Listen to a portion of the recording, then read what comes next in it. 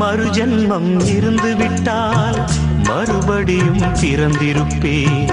உடலாக நீ இருந்தால் உயிராக நான் இருப்பேன். பாதம் பட்ட மண்ணை சுற்றி கோயில் கட்டி வாழ்ந்திருப்பேன்.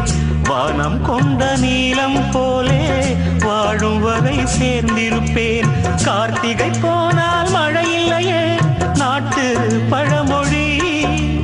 கண்மணி போனால் சுகமில்லையே எனது புதுமொழி.